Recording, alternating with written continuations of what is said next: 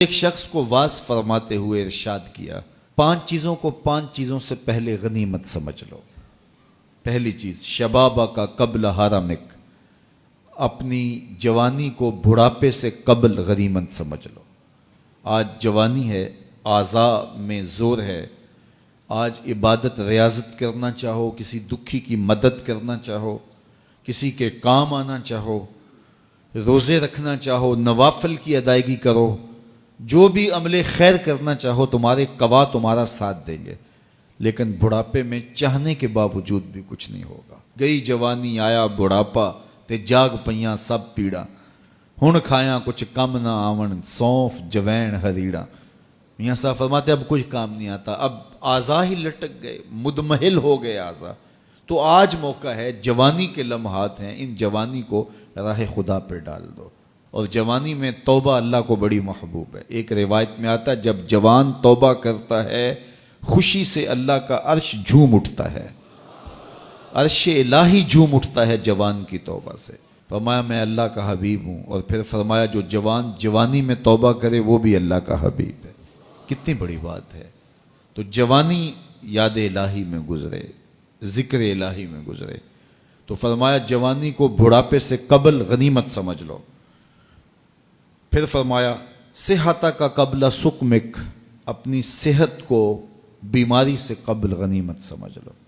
صحت کے لمحات میسر ہیں، بیماری آتے دیر نہیں لگتی، تو صحت کو غنیمت سمجھتے ہوئے بھرپور فائدہ حاصل کرو اور کوشش کرو، محنت کرو راہ خدا میں آگے بڑھنے کی۔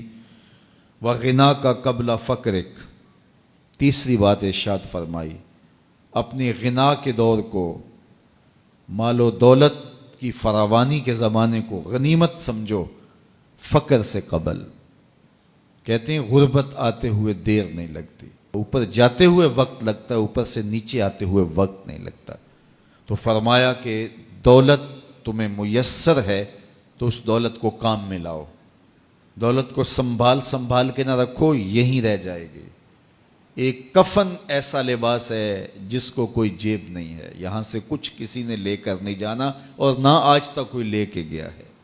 سکندر ذوالقرنین جس نے پوری دنیا پہ حکومت کی، مرتے ہوئے وصیت کی کہ میرے ہاتھ کفن سے باہر رکھے جائیں تاکہ لوگوں کو پتہ چلے خالی ہاتھ جا رہا ہوں۔ سکندر گیا جب دنیا سے تو دونوں ہاتھ خالی تھے۔ تو اصل وہ ہے جو ہم ساتھ لے کے جائیں گے۔ میرے حضور نے فرمایا، ابن آدم کہتا ہے مالی مالی مالی، میرا مال میرا مال۔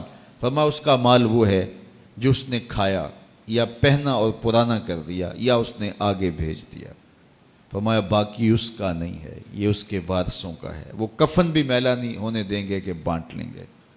تو فرمایا غنا کے زمانے کو غنیمت سمجھو فقر سے قبل۔ چوتھی بات ارشاد فرمائی، فراغت کے لمحوں کو مصروفیت کے وقت سے قبل غنیمت سمجھو۔ آج فراغت ہے، بہت کچھ کر سکتے ہو، گزرتے لمحات کے ساتھ ساتھ کندھوں پر ذمہ داریوں کے بوجھ بڑھتے چلے جائیں گے، پھر کرنا بھی چاہو گے فرصت نہیں ملے گی، تو فرصت کی گھڑیوں کو غنیمت جانو۔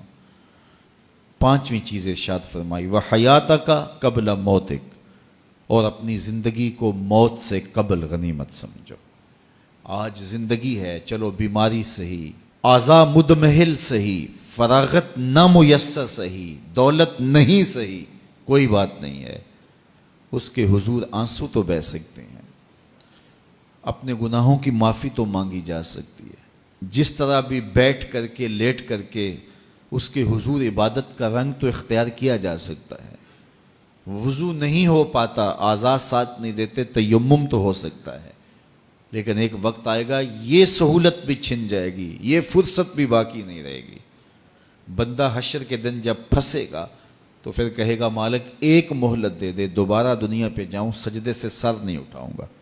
تو حکم ہوگا نہیں، وہ وقت بیت گیا، تجھے فرصت ملی، وقت ملا، جوانی ملی، ڈوبتے سورج نے تمہیں روز پیغام دیا، اٹھتے جنازوں نے تمہیں روز پیغام دیا، لیکن تم نے عبرت حاصل نہیں کی۔ اب تمہارے لیے پلٹ کے جانا نہیں ہے، اب تم یہیں رہنا ہوگا اور اپنے گناہوں کی سزا گوارا کرنی ہوگی۔